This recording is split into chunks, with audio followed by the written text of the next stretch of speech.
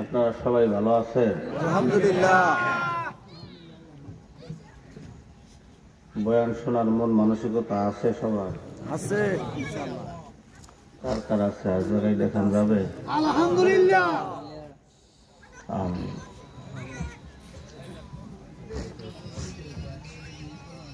আলহামদুলিল্লাহ আলহামদুলিল্লাহি ওয়া কাফা ওয়া সালামুন আলা ইবাদিহিল্লাযীনা ইসতাফা ওয়া আশহাদু আল লা ইলাহা ইল্লাল্লাহু ওয়াহদাহু লা শারীকা লাহু وأشهد أن سيدنا وسندنا وحبيبنا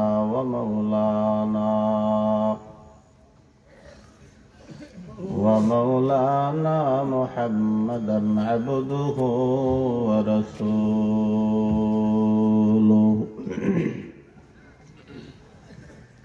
صلى الله تعالى عليه وعلى آله وأصحابه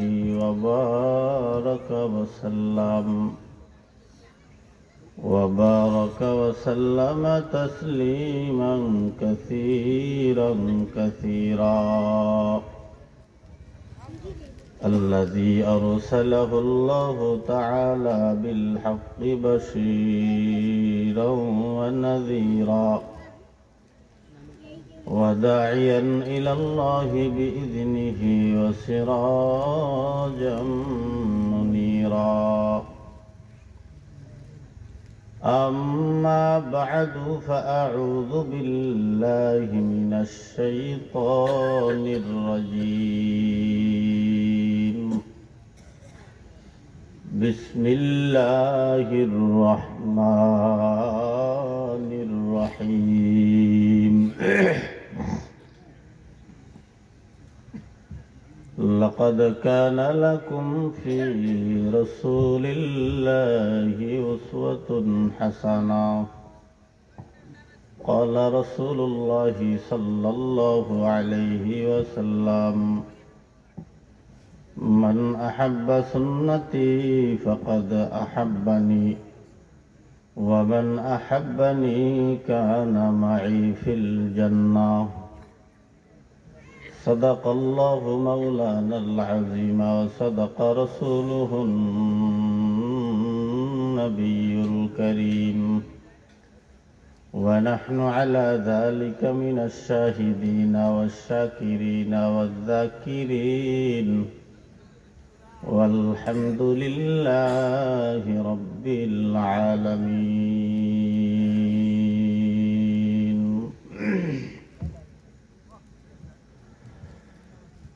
সকলে একটু দুরূদ শরীফ পড়ি। আল্লাহুম্মা সাল্লি আলা মুহাম্মাদ ওয়া আলা আলি মুহাম্মাদ কামা সাল্লাইতা আলা ইব্রাহিম ওয়া আলা আলি ইব্রাহিম ইন্নাকা হামিদুম মাজিদ।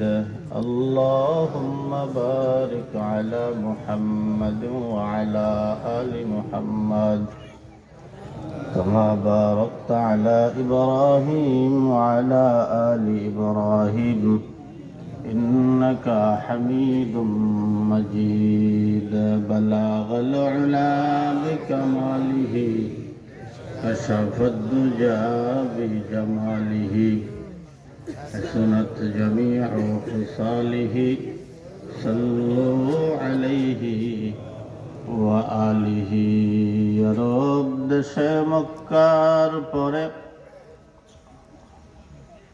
যেথায় মা আমিনার ঘর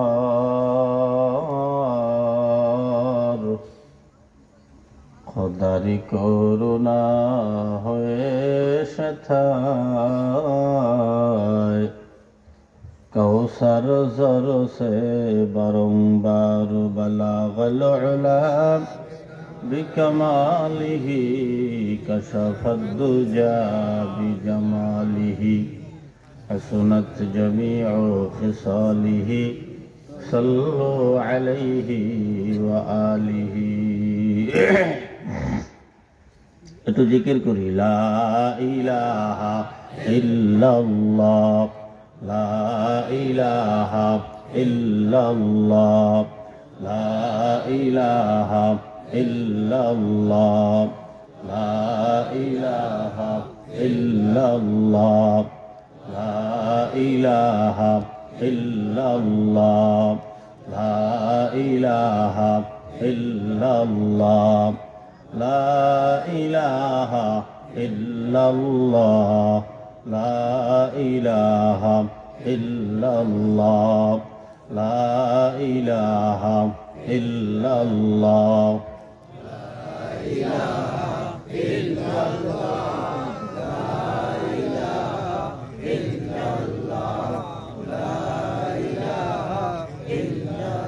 لا إله إلا الله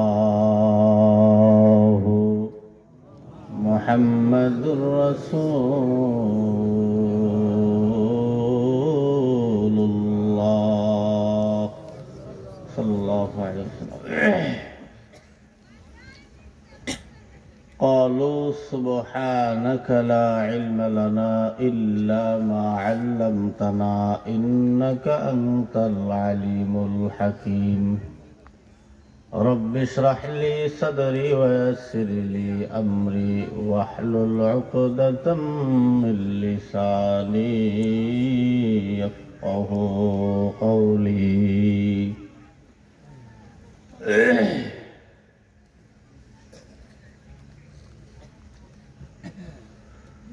जिंदगी तोर जहर फकी दियार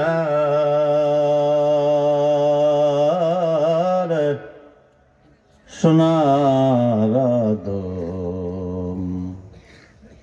जिंदगी तोर जहर फकी दियार जिंदगी तोर जहर फकी दियार सुनार जुबोक जिंदगी तोर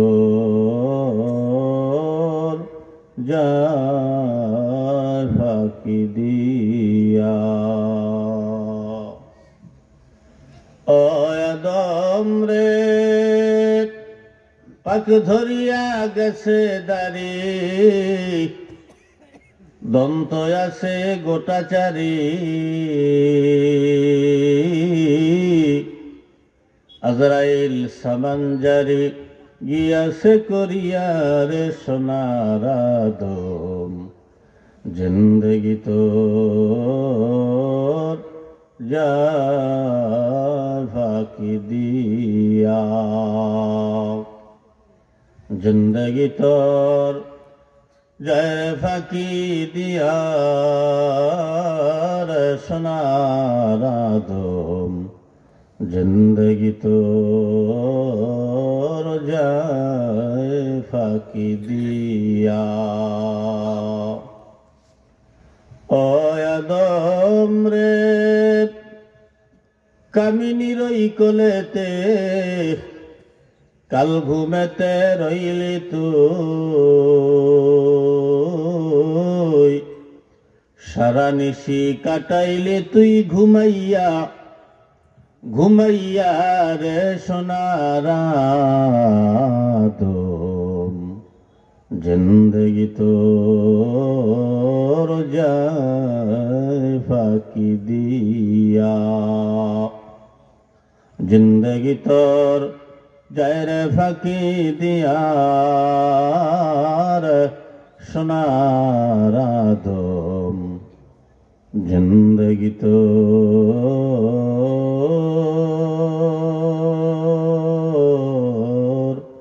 जय फाकी दिया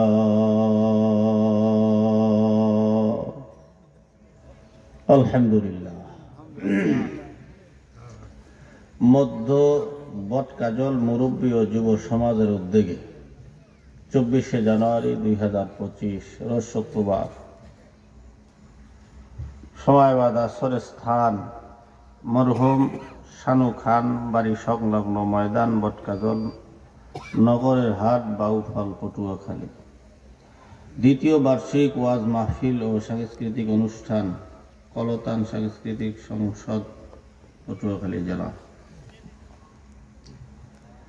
আজকের এই মাহফিলের সম্মানিত সভাপতি নেই না, যাই হোক সম্মানিত সভাপতি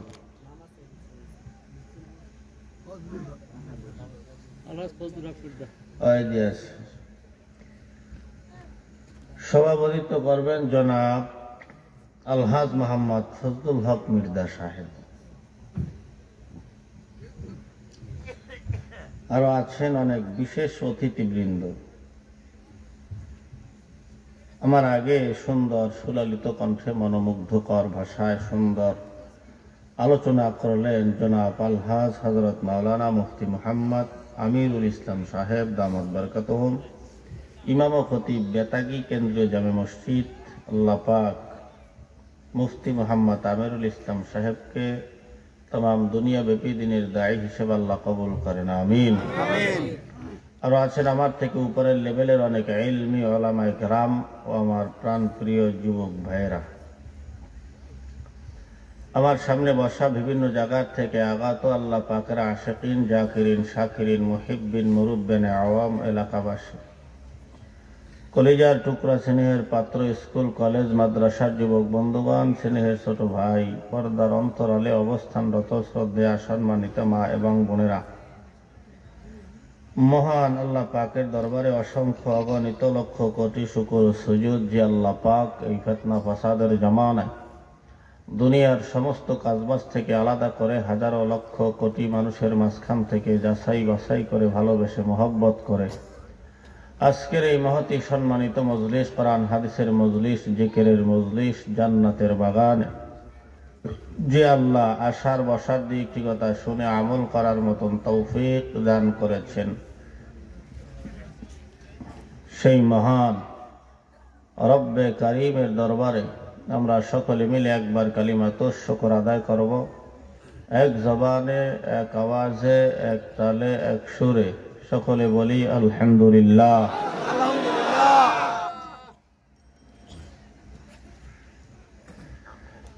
আওয়াজ কি এই পর্যন্ত না আরো দেওয়া যাইবে?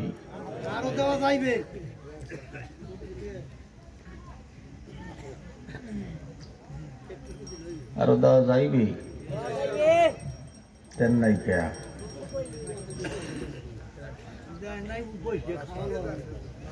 জবানটা কার? বিশ্বাস আছে? মনে মনে ভাবে আমার জবান, আমার মন চাইলে আমি আওয়াজ দিলাম, না মনে চাইলে নাই।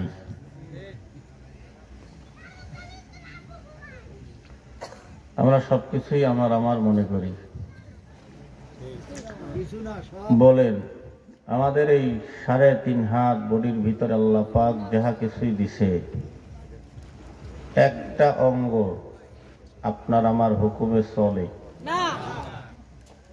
এখানে নাই? দুই একজন হুজুর আমার হুকুমে আমার একটা অঙ্গ চলে,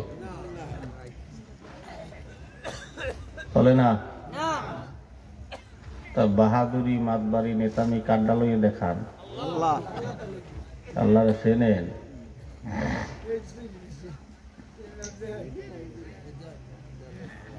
আমরা বলি হাত আমার, পাও আমার, নাক আমার, কান আমার, পেট আমার, পিঠ আমার, বাড়ি আমার, গাড়ি আমার, এটা আমার, ওটা আমার, সব আমার।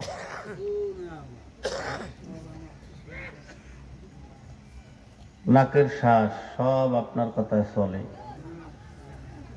নাকের শ্বাস আপনার, নাকের শ্বাস আপনি ইচ্ছে হইলে ছাড়বেন, মন চাইল না বন্ধ করে থুয়ে দেবেন। পুলিশ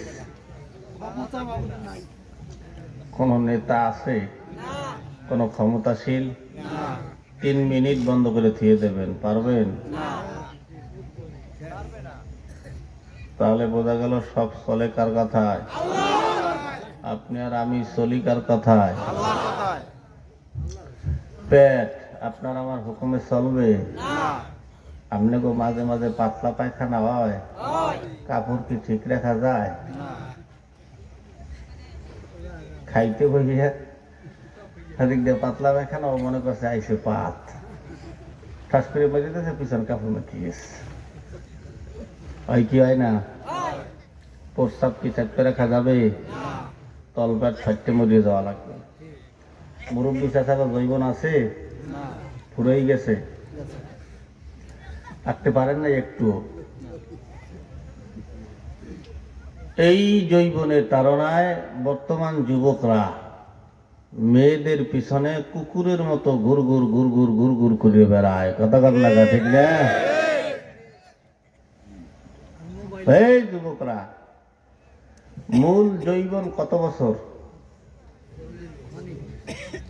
40 বছর। আপনি সাবাল লোক কয় বছরে? 40 বছর।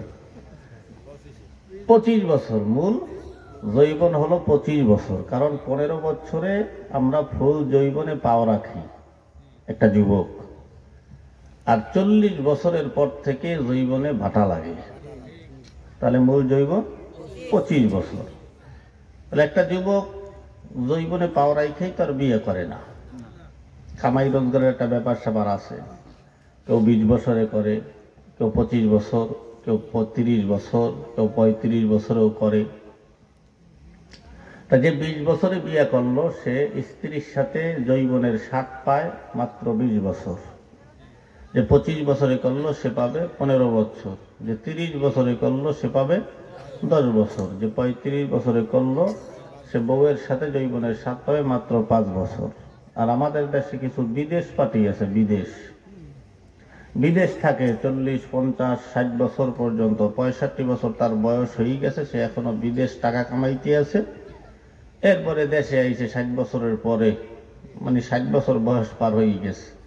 এরপরে দেশে আইয়া 2-3 তলা একটা বিল্ডিং উঠাইয়া, একটু টাকার গরম আছে, এলাকায় বিশ্রায় কচি মাইয়া বিশ্রায় বিয়ে করার লাগিয়া।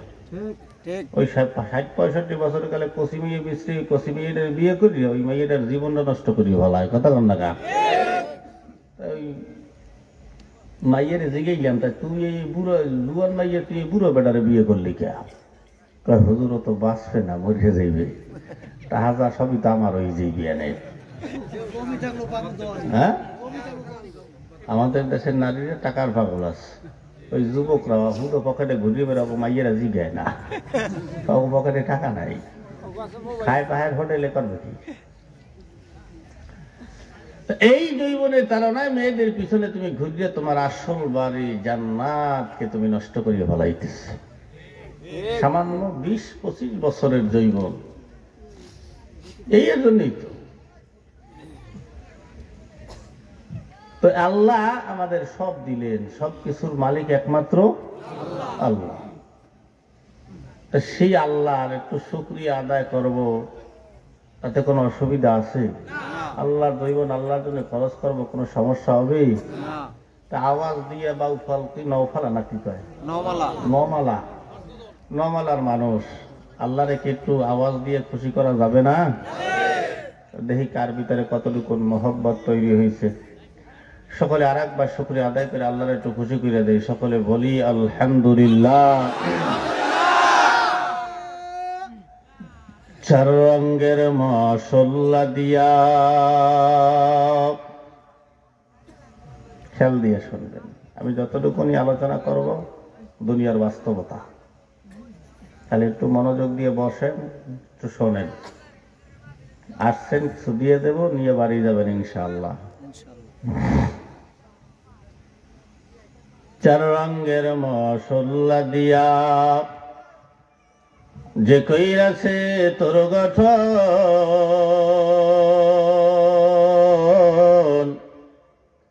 চার রঙের মশলা দিয়া, চার রঙের মশলা দিয়া যে কইরাছে তোর গঠন, চার রঙের মশলা দিয়া, চার রঙের মশলা দিয়া। আপনাকে আমাকে বানাইছে আল্লাহ কয় মশলা দিয়া? কি কি?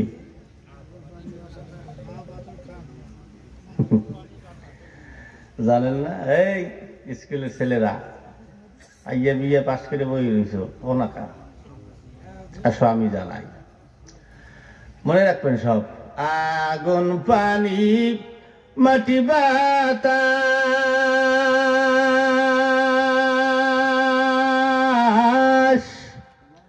একযোগে করিয়া প্রকাশ। আগুন পানি মাটি বাতাস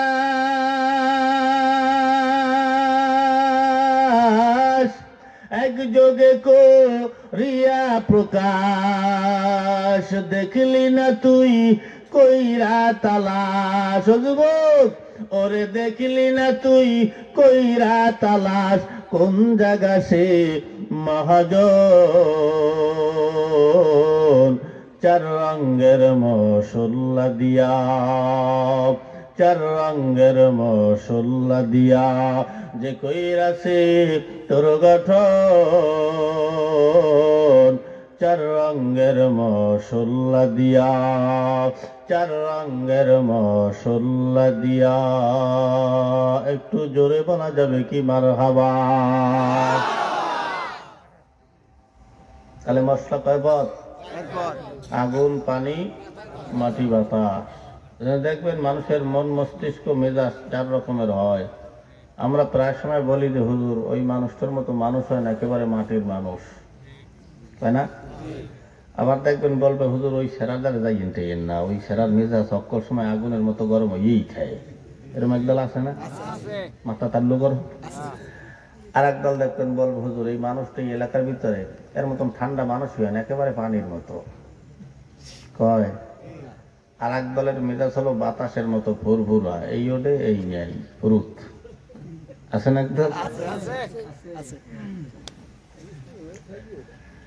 আসেন আল্লাহ তাআলা ডেকে ডেকে বলে, বান্দা রে আমি আল্লাহ তোমাকে তোমার মার গর্ভের থেকে যেদিন দুনিয়ার জমিনে আমি আল্লাহ পাঠাইলাম, আমি আল্লাহ ওই দিন তুমি চলতে পারতা না, ফেরতে পারতা না, খাইতে পারতা না, পড়তে পারতা না, কাপড় পরতে পারতা না, গোসল করতে পারতা না। আমি আল্লাহ তোমার মা দিয়া, তোমার খালা দিয়া, তোমার ফুফু দিয়া, তোমার চাচি দিয়া, বড় ভাই দিয়া, বড় বোন দিয়া আমি আল্লাহ তোমারে লালন পালন করাইলাম। বান্দা তুমি চলতে পারতা না, তোমারে চলাইয়া দেওয়া হইতো, খাইতে পারতা না, তোমারে খাওয়াইয়া দেওয়া হইতো, গোসল করতে পারতা না, তোমারে গোসলখানা করাইয়া দেওয়া হইতো। এক কথায় আল্লাহ বলে বান্দা যেদিন আসলে ঠিক না না, আমরা কেউ মার গর্ভের থেকে বাইরে জামা কাপড় পরে দৌড় মারছি, সব ল্যাংটা। আল্লাহ কয় এটা হলো বান্দা তোমার আসার সময়, এটা হলো আসার সময়। আল্লাহ কয় যেদিন আবার বান্দা বিদায় নিবা, নাকের শ্বাস যদি বন্ধ হয়ে যায়, বান্দা ওই দিন নিজের শরীরের পোশাকটাও কিন্তু পর হইয়া যায়, ঠিক না? যেদিন বান্দা বিদায় নিবা, আল্লাহ কয় বান্দা মসজিদে একটা খাট আছে 4 পায়া, এই খাটটাকে এক ধরনের বিমান বলা হয়।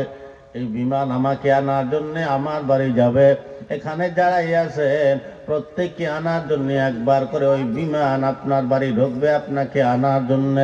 আপনার আমার আপনজনেরা সাদা কাপড়ের প্যাকেট বানাইয়া ওই বিমানের উপরে শোয়াইয়া দেবে। ওই বিমান আপনাকে আমাকে লইয়া যে উড়াল মারবে, জীবনে কোনো দিন ওই বিমান আপনাকে আমাকে লইয়া আর ওই বাড়ি ফেরবে না। কথা কয় না, ঠিক না? আল্লাহ কয় বান্দা যেদিন বিদায় নিলা, ওই দিন তোমার সব থাকবে বান্দা, পাও থাকবে, চলার ক্ষমতা থাকবে না, হাত থাকবে বান্দা, ধরার ক্ষমতা থাকবে না, চোখ থাকবে, দেখার ক্ষমতা থাকবে না, কান থাকবে, শোনার ক্ষমতা থাকবে না, জবান থাকবে ঠিক, কিন্তু বলার ক্ষমতা বান্দা তোমার থাকবে না। ও বান্দা গোসলখানা অন্য মানুষ তোমারে করাইয়া দিবে, কাপড় অন্য মানুষ তোমারে পরাবে, এরপর খাটিয়ার উপরে শোয়াইয়া জানাজার নামাজ আদায় করিয়া আপন আপন চারজন মানুষ কান্দে লইয়া এমন একটা বাঁশবাগানের দিকে নিয়ে যায়, যেই বাঁশবাগানে দিনের বেলা বান্দা তুমি যাইতে বড় ভয় পাইতা, কবর দেখলে বান্দা বড় ভয় পাইতা, রাত্রিবেলা তুমি হাঁটতে পারতা না ভয়ের কারণে। ওই বাঁশবাগানে তোমার জন্য কবর করা হলো, ওই কবরের ভিতরে নিয়া মাটির ভিতরে শোয়াইয়া উপরে দিয়া তোমার আপন লোকেরা মাটি চাপা দিয়া যে চলে আসবে, জীবনে কোনো আপন মানুষগুলাও তোমার খবর নিবে না, ঠিক না? আপন আপন বইলা যারে বাবলা সারাক্ষণ,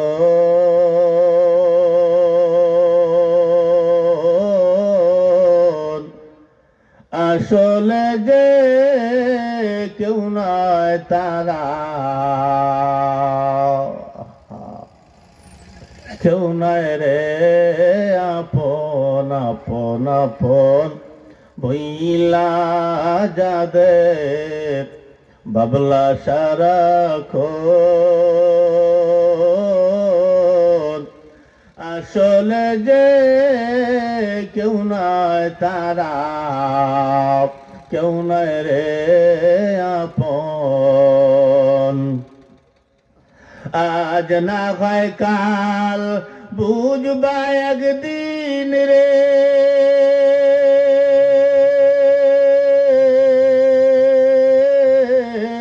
আজ না হয় কাল বুঝবা একদিন, নিবলে জীবন বাতি কার লাগিয়া কান্দ দিবারাতি মন, কার লাগিয়া কান্দ দিবারাতি। একটু জোরে বলি মারহাবা। বোন বাবার কাছে যাবা, বাবা বলবে কোনো ছেলে নাই, মার কাছে যাবা, মা বলবে কোনো সন্তান নাই, ছেলের কাছে যাবা, ছেলে বলবে আমার কোনো বাপ নাই, মেয়ের কাছে যাবা, মেয়ে বলবে আমার কোনো আব্বা নাই, আপন বউয়ের কাছে যাবা, এই বউ বলবে আমার জীবনে বিয়েই হয় না। ঠিক না? যেই বউর জন্য আমি আজকে আপনাকে বাবু খাওয়াবো, কথা কান্না কা। পুরুষ নিজের জন্য কষ্ট করে না। আমার 2 পিস সিঙ্গারা আর 1 গ্লাস পানি হইলে আমার পেট ঠান্ডা হয়, কথা কান্না কা। আমার এত কিছু তো দরকার হয় না। সারাদিনে 30 টাকা হইলে 3 বেলায় 6টা সিঙ্গারা 3 গ্লাস পানি, পেট ঠান্ডা। এত কিছুর দরকার কি? এত দৌড়দৌড়ি কোনো দরকার আছে? এই সব দৌড়াদৌড়ি গুলা, এই কষ্টগুলা, এই বউ আছে, মেয়ে আছে, ছেলে আছে, বাপ ভাইরা আছে, এদের জন্য একজন পুরুষ সারাটা জীবন কষ্ট করে। এরপরেও এই কষ্ট করিয়া, বউয়ের জন্য কষ্ট করিয়া বাড়ি যায়। এরপরেও কিছু কিছু মহিলারা আছে স্বামীর লাগে ভালো ব্যবহার করে না, কুত্তার মতো ব্যবহার করে, কথা কান্না কা। 1 গ্লাস পানি চাইছে, যে বউ কষ্ট করে 1 গ্লাস পানি দাও, কলস আছে লেখা, ঠিক হয় লেখা আছে না? এজন্য আসেন, আমি যে আয়াত তেলাওয়াত করেছি, লাকাদ কানা লাকুম ফি রাসূলিল্লাহি উসওয়াতুন হাসানা, আল্লাহর নবীর আদর্শ আমাদের জন্য মডেল। তামাম দুনিয়া যত আদর্শ আছে, সমস্ত আদর্শগুলোর চাইতে আপনার আমার নবীর আদর্শ হলো সব থেকে উত্তম আদর্শ। এর উপরে আর কোনো আদর্শ হয় না। এই আদর্শ আল্লাহর নবী বলেন, রে উম্মত, আমি নবীর আদর্শ যদি তোমার ব্যক্তিগত জীবনে লাগাও, তোমার ব্যক্তিগত জীবনটা সুন্দর হবে। নবীর আদর্শ যদি তোমার পারিবারিক জীবনে লাগাও, তোমার পারিবারিক জীবনটা সুন্দর হবে। নবীর আদর্শ যদি তোমার বাড়ির ভিতরে লাগাও, তোমার বাড়ির ভিতরটা খুব সুন্দর হবে, কলহ ঝগড়া থাকবে না। নবীর আদর্শ যদি তোমার ওয়ার্ডের ভিতরে লাগাও, তোমার ওয়ার্ডের ভিতরে কোনো মারামারি কাটাকাটি থাকবে না। নবীর আদর্শ যদি তোমার ইউনিয়নের ভিতরে লাগাও, তোমার ইউনিয়নের ভিতরে কোনো মারামারি কাটাকাটি, দাঙ্গামা হাঙ্গামা, কোনো দলাদলি তোমার ইউনিয়নের ভিতরে থাকবে না, ঠিক কিনা? চেয়ারম্যান মেম্বার আমরা বানাইয়া এরপরে আইয়া কান্দাকারি করে, হুজুর তো দোয়া করবেন। আমরা হুজুররা ভোট চাইতে গেলে আমাকে ভোট দেয় না, লুচ্চা লম্পট পথখোর গাঁজাখোর আজ্ঞে হসে না, নামাজ পড়ে না, উজু করতে জানে না, এখন আমরা চেয়ারম্যান মেম্বার বানাইছি। কথা বল না, ঠিক না? চেয়ারম্যান পাশার কাপড় গলার মালা বানাইয়ে 10টা বেলা ওঠে ঘুমে গুলিয়া। কা তুমি না প্রতিনিধি, তুমি নামাজ পড়বা না, পড়বে কেটা? কথা বল না কা? আল্লাহরে কইবে আল্লাহ জনগণের তাড়নায় নামাজ পড়তেই পারিনি। আল্লাহ কইবে যে সুলাইমান নবীর সাথে বড় তুমি আছেলা, যদি ধরে তাম দুনিয়ার বাদশাহী করছে, এরপর আমি আল্লাহর হুকুম এক পিস ছাড়ে নাই, তুমি সামান্য ইউনিয়নের ওই একেবারে সব বাদ দিয়ে দিলা। হ্যাঁ, এই জন্য দেন না, আমাকে ভোট দেন, দেখবেন না রিলিফ যা আসবে সব আপনাকে পকেটেই যাইবে, আমরা খাবো না। কথা কান না, ঠিক না? এই জন্য বলছি নবীর আদর্শ যদি থাকে তোমার ইউনিয়নে, ওই ইউনিয়নে আর কোন দল থাকবে? একটাই দল থাকবে, ঠিক না? তাহলে আর কোনো মারামারি কাটাকারি থাকবে না। বাংলাদেশ বিভিন্ন দল বাইরিয়ে গেছে, কি কারে থুয়ে কারে ধরে আল্লাহ জানে। তাহলে আসেন এবার লাইনে যায়, যার জীবনে নবীর আদর্শ আছে ওর জীবনে নামাজ আছে না নাই? যেই পরিবারে নবীর আদর্শ আছে ওই পরিবারে নামাজ আছে না নাই? কথা কয় না?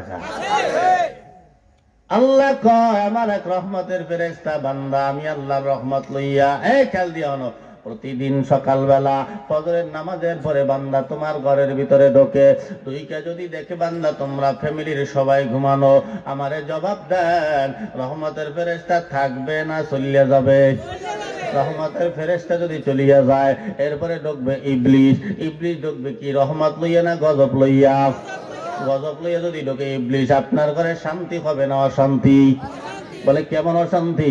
আমাদের এলাকায় বহুত ঘর আছে, যেই ঘরের ভিতরে সকালবেলা ঘুমের থেকে উঠে ঝগড়া শুরু হয়, সন্ধ্যাবেলা ঘুমাইতে যাওয়ার আগ পর্যন্ত ঘরটার ভিতরে সারাটা দিন ঝগড়া চলতেই থাকে। এমন কিছু ঘর আমাদের সমাজে আছে না নাই?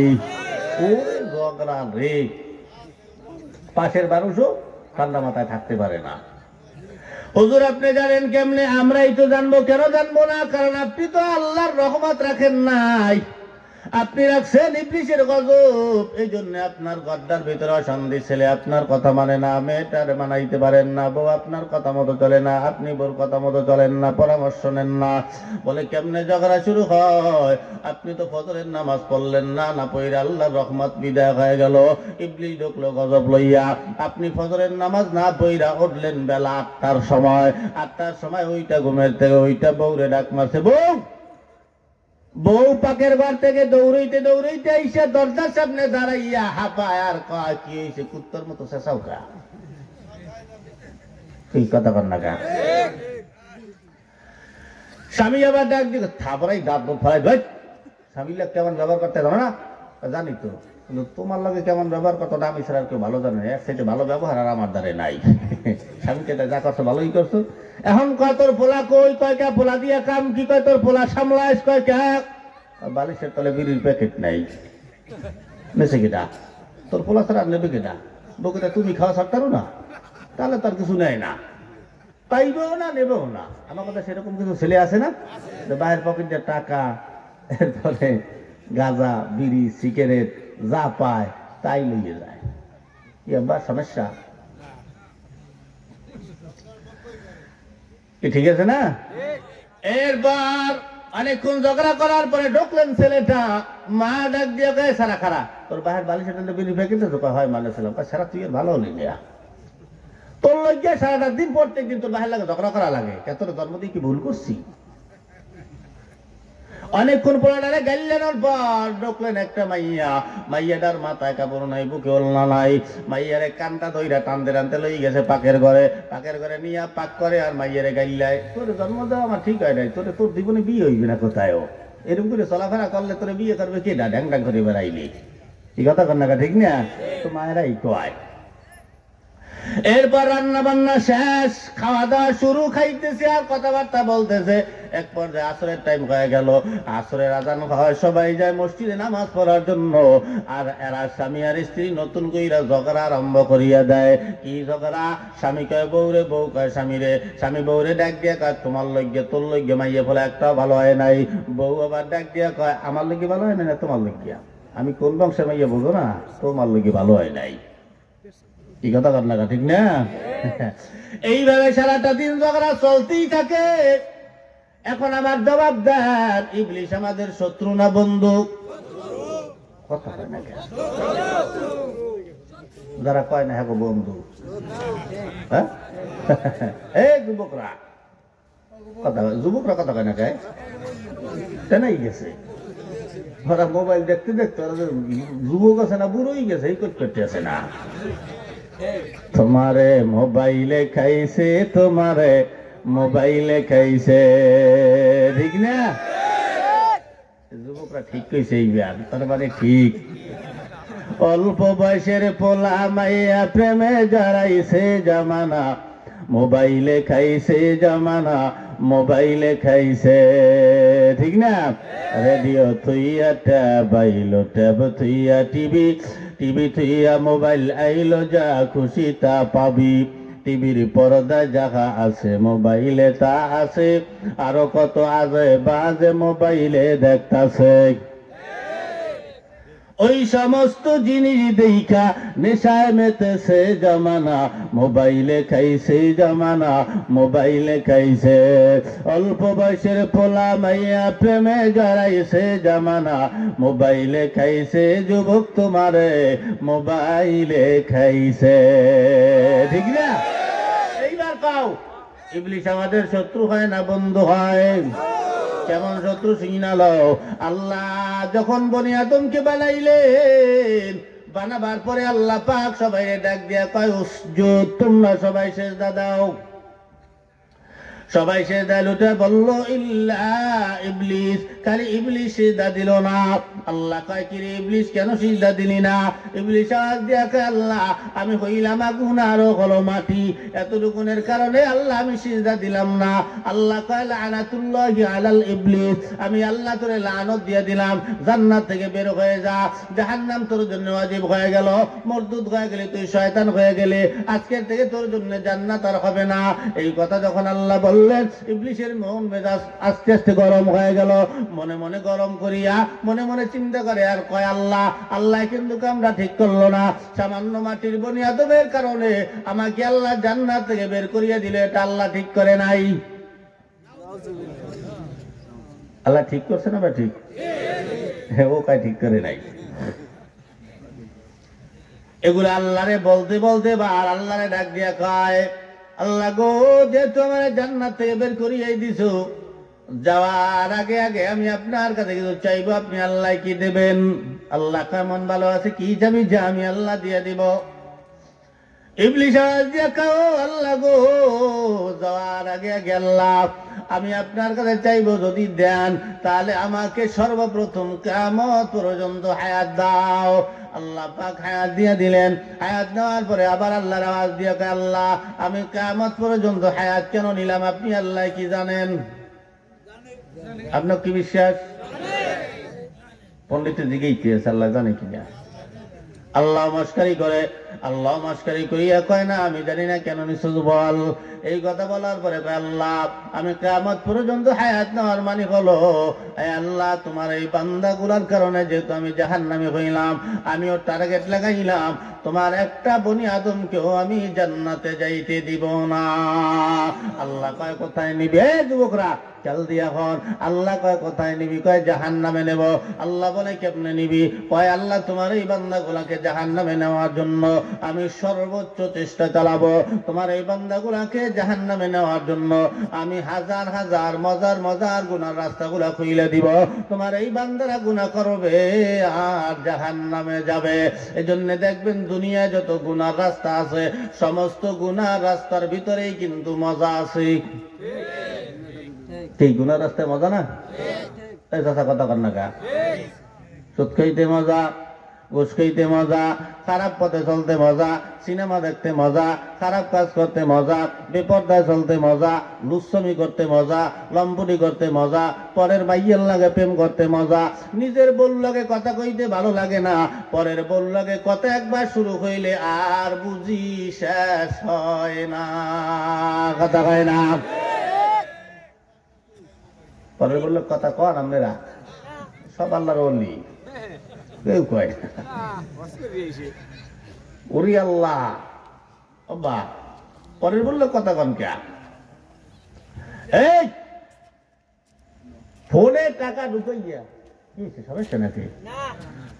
ফোনে টাকা ঢুকাইয়া, মিনিট ঢুকাইয়া পরের বউরে ফোন দিয়ে বলাই কি জানেন? জান, পাখি, লক্ষ্মী, কলজা, পুঁটি মাছ, গুলশা মাছ, শিং মাছ, খাতা, বালিশ বলাইয়া মহিলারে পাগল বানাই রয়েছে। মহিলা কি আল্লাহ, এরকম ডাক তো আমার স্বামী আমারে দেয় না, যে সুন্দর ডাক দিতে আছে। মহিলার কাছে পাগল হইয়া এই ওই পরের বাড়ির বউরে জান, পাখি, লক্ষ্মী কলজা বলাইয়া ওর নিজের বউ লয়ে ঘরের মধ্যে কুত্তর মতো ছটাং ছটাং ব্যবহার করে। কথা কন না কা? স্যার কি গরম, মেজাজ গরম, তাড়াতাড়ি ভাত দেয়, তরকারিতে লবণ কমেছে, বউরে বেরিয়ে পিডিয়ায় ঘরের মধ্যে দরজা আটকাই এবার চলে দেয় পিডিয়ার কাজ। আব্বা কইলো স্যার মনে তোরে পিডিয়া না দাঁড়িয়ে কে মারো কে? আল্লাহ বলে যে এই ঘরের ভিতরে স্বামী আর স্ত্রীর মিল মোহব্বত যত বেশি হবে, ওই ঘরের ভিতরে আল্লাহর রহমত, বরকত এবং ওই স্বামীর কামাই রোজগার আমি আল্লাহ বরকত তত বেশি করে দান করবো। তুমি বরকত ঘরে থুয়ে বিশ্বাস করি, বাইরে বাইরে বরকত বিশ্রাই লইবে, তোর এই ভ্যান বেশি চুরি করে খাওয়া লাগবে, চুরিও তো করতে পারবো না, খাবা কি করিয়া? আল্লাহ বরকত দেয় বউরে মহব্বত করলে, আমরা মহব্বত করে দিই বাইরে। এগুলো করেন না, বউরে মহব্বত করেন। মারেন কা? ওটা বোঝেন কে? ওটা বাবার আদরের কন্যা, ওটা বাবার আদরের কন্যা ছিল, ভাইয়ের আদরের ছোট বোন ছিল। মা যে কত মহব্বত করত তার তো কোনো ঠিক ঠিকানা নেই। পাড়া প্রতিবেশীর কত মিল মহব্বত ছিল, সবার মায়া ত্যাগ কইরা তোমার চেহারা একবার দিকে তাকাইয়া তোমার ঘরে আইয়া বলছে। তুমি যদি এখন দরজা আটকাইয়া ফিরাও, ওই দুঃখটা বলবে কার কাছে? মায়েরে ফোন দিয়ে কয়, মা আমারে কার দ্বারে বিয়ে দিয়েছো? মা আমার জীবনটা তো শেষ করে ভালাইতে আছে। মা ওই কথা শুনে মার কলজে কি কলজে থাকে? ছিন্ন ভিন্ন হইয়ে যায়। ওই মহিলাটা এখন যাইতেও পারতে আছে না, কারণ তার একটা আত্মমর্যাদা আছে, বংশের একটা নাম কাম আছে, একটা বাচ্চা হয়ে গেছে, এখন তো তোমার প্রিয় যাইতেও পারতে আছেন না। ওই মারামারি কাটাকাটি করছেন না। আমার দেশের মহিলারাও ভালো না, মহিলাকেও আবার দোষ আছে। মহিলারা আবার করে কি জানেন? কিছু কিছু মহিলারা আছে, স্বামী এক কথা কইলে ও ঘুরেই উত্তর দেয় 3 দিয়া। কথা কন না কা? 3টা উত্তর দেয়। সব স্বামীরা তো পারে এক না, কিন্তু স্বামীরা উত্তর দিতে পারে না, ওরা মুখ চলাইতে না, হুজুর হাত চালাইতে দিচ্ছে এরকম। ও 3টে কইছে না, আমি 3টা শাসনা দিয়ে দিছি, দাঁত করে যায়। আল্লাহ এগুলো করেন না। আসেন, যেই কথা বলছিলাম, ইবলিস আমাদের শত্রু না বন্ধু? এই ইবলিস আমাদের শত্রু। ও আওয়াজ দিয়ে কয়, আল্লাহ তোমার এই বান্দাগুলাকে জাহান্নামে নেওয়ার জন্য আমি হাজার হাজার মজার মজার গুনার রাস্তাগুলা খুইলা দিব, ওরা গুনাহ করবে আর জাহান্নামে যাবে। আল্লাহ আবার পাল্লা লাগাইলেন, ঠিক আছে আল্লাহ কামাকারু ওয়া মাকারাল্লাহ আল্লাহু খায়রুল মাকিরিন। আল্লাহ কয় আমি আল্লাহর সাথে পাল্লা দিয়ে লাভ নাই, আমি আল্লাহর সাথে পাল্লা দিয়ে হামান কামান বাবু জাহাল বক্তে নসর কারণ নমরুদ ফেরাউনেরা কেউই আমি আল্লাহর সঙ্গে পারে নাই, তোর মতো ইবলিস আমি আল্লাহর সঙ্গে পারবি না। এই কথা বলার পরে আল্লাহ কয়, ইবলিস মনে রাখ, তুই যদি আমার বান্দাগুলাকে জাহান্নামে নেওয়ার জন্য হাজার হাজার মজার মজার গুনার রাস্তাগুলা খুইলা দাও, আমি আল্লাহ পাল্লা লাগাইলাম, আমি আমার বান্দাগুলাকে জান্নাতে নেওয়ার জন্য হাজার নয় লক্ষ নয় কোটি প্রকারের নেকের রাস্তাগুলা খুইলা দিব। সুবহানাল্লাহ। এটারে কয় মায়া। অতএব হাজার রাস্তা, আল্লাহ দেবে কোটি রাস্তা। যারা সুবহানাল্লাহ বলেন নাই ঠিক গেছেন, কিন্তু অনেকে কয় নাই, আমি দেখছি। হ্যাঁ, কারণ কাল কিয়ামতের ময়দানে একটা নেকির টানে মানুষ বাজতে পারবে, ঘটনা জানা আছে না? হইতে পারে আজকের সেই সুবহানাল্লাহটাই আপনি বললেন না। এই চাচাই কানে চাইলে আসেন যা সুবহানাল্লাহ কয় না, আয় ধরে পাঠ।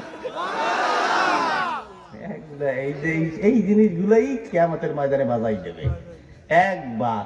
আল্লাহ 1 সেকেন্ডের আমলের বিনিময় বান্দার সব মাফ করে জান্নাতি বানায় দেব। আসেন, পয়গম্বর মুসা নবী একবার এরকম এক মজলিসের ভিতরে বসা, হঠাৎ করিয়া ইবলিস শয়তান এইরকম বাতির মতো একটা চকচকে টুপি মাথায় দিয়ে ঈসা মুসা নবীরে সালাম দিলেন, আসসালামু আলাইকুম। মুসা নবী তাকায় কয় কি ডাক? হুজুর আমি ইবলিস। কয় তুই আমারে সালাম দিলি কে? কয় আল্লাহ আপনারে সম্মান দিছে তাই আমিও সম্মান দিলাম। মুসা নবী আওয়াজ দিয়া কয় তোর মতন ইবলিসের সম্মান আমি মুসার লাগবে না। মুসা নবী আওয়াজ দিয়া কয় তোর মাথায় যে একটা টুপি দেখলাম চকচক করে, টুপিটা কোথায়? ইবলিস আওয়াজ দিয়া কয় হুজুর ওটা আনলাম না, পিছনে ফালা দিয়ে আসছি। মুসা নবী কয় কেন? কয় ওটা তো আপনার বেলায় কোনো কাজে লাগবে না তাই আমি আনলাম না। তাহলে মুসা নবী জিজ্ঞেস করলেন কেন কাজে লাগবে না? কয় আপনি তো নবী এই জন্য কোনো কাজে আসবে না। বলে তাহলে ওই টুপি দিয়ে তুমি করো কি? কয় আল্লাহ ও মুসা ওই টুপিটা দিয়ে আমি দুনিয়ার ইমানদার মানুষগুলাকে ধোকা দেই। কাদের ধোকা দেয়? ইমানদার। আপনি আর আমি কি ইমানদার না বেঈমান? যুবকরা কইতে পারতে আসে না, চিন্তায় আছে ইমানদার কইলে আবার হুজুরে কি না কি কয়। আমরা কি ইমানদার? ভয় পাইতে আছে। ওই এক ঘরে ঢুকছে সাপ, মহিলা উঠে চিল্লে ইউরে আল্লাহ সাপ সাপ সাপ সাপ সাপ। তার বেটা আসলে খাটের উপরে শুইয়া মানে স্বামী, সে ডাক দিয়ে ঘুমের থেকে উঠে কথা একটা বেটা মানুষ ডাক দাও। তার মহিলা কথা তুমি কি? আর উনি যে ওই সাপ সাপ চিল্লে নিতেছে, ওই সাপ সাপ হইয়া ও যে বেহাটা না বেডি এই বুঝে গেছে। তো হঠাৎ প্রশ্ন করছি তো আমরা ইমানদার না বেঈমান কইতে পারতে আছে না, কোনটা কইবে? আমরা সব কি ইমানদার। এই ইমানদার গো ধোকা দেয়। বলে কেমনে ধোকা দাও? আমাদের দেশে একদল ইমানদার আছে দেখবেন আল্লাহু আকবার বইলা হাত বান্ধে সূরা ফাতিহা পড়তে আছে, ইয়্যাকা না'বুদু ওয়া ইয়্যাকা নাস্তাইন বলছে, এর মধ্যে দরজা দিকে জানো ঢুকছে, সাই দেখতে আছে, আবার এদিকে চাই আছে আছে না এরকম একদল? আমার এক মুসল্লি আমি হুজুরকে বইলা দিছি যদি আমার আসতে দেরি হয় তাহলে তোমরা নামাজে দাঁড়াইয়া যাইও। একদিন এরকম আমার আসতে দেরি হয়ে গেল, আমি নামাজে দাঁড়াবো, পিছনে আমার অজু নয়, আমি হুজুর করতে গেলাম, অজু কইরা মসজিদে ঢুকছি। এর আগে হুজুরা নামাজে দাঁড়ানোর আগে বইলা দেয়, কারো মোবাইল থাকলে আবার একটু চেক কইরালাম, এইভাবে বইলা দেয়, কিন্তু আর মনে হয় মনে নাই। আমি মসজিদে ঢুকছি, এমন সময় পিছনের কাতার থেকে একজনের মোবাইল টুন টুন করিয়ে বাজিয়ে উঠছে, আর একজন নামাজে দাঁড়াইয়া নামাজ অবস্থা বেটকিম হুজুর কয়বার কইছে, হুজুরে কয়বার বলছে এই মোবাইলের কথা, তুই এখন বন্ধ করে নেই, সবাই নামাজ তো বাতিল হয়ে যাবে, তাদের বন্ধ কর। এই কইয়া পিছনে চাইছে, চাইতে আমি চাইয়ে রয়েছি এরকম করিয়া। কিছু কওয়ার আগে আল্লাহু আকবার আবার দাঁড়াই গেছে। আমাদের দেশে এরকম বহুত নামাজি আছে সূরা কালাম জানে না। আমাদের দেশে আর একদল ইমানদার আছে, ইবলিস কেমনে ধোকা দেয়, নিজের বড় নামাজি মনে করে এই এলাকার ভিতরে আমি মনে হয় 5 ওয়াক্ত নামাজ পড়ি, আর কেউ পড়ে না, আমি মনে হয় পাক্কা ইমানদার আর কেউ না, আমি মনে হয় তাহাজ্জুদ গুজার আর কেউ না, আমি মনে হয় এই এলাকার বড় রোজাদার আর কেউ না, আমি মনে হয় আল্লাহরে ভালো মানে টুপিটা মাথায় রাখি আর কেউ রাখে না।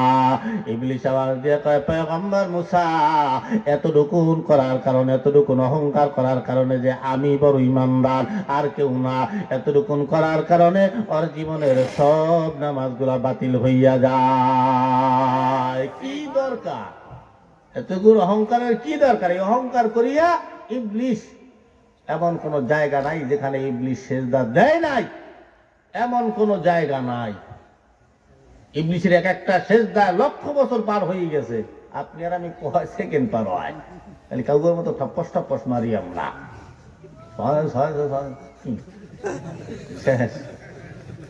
সুবহান রাব্বিয়াল আলা বলবে, কি যে কয় ফেরেশতারা যে কি লিখবে, যে আল্লাহ যে কি কইলে বলতে পারতে আছি না, তো কোনটা লিখে তুমি আল্লাহ জানে। মুসলমান আসো এবার আসেন না মিয়া, বললে তাকুরে চাই থাকবে না, কিছু পারবে না, ঠিক না?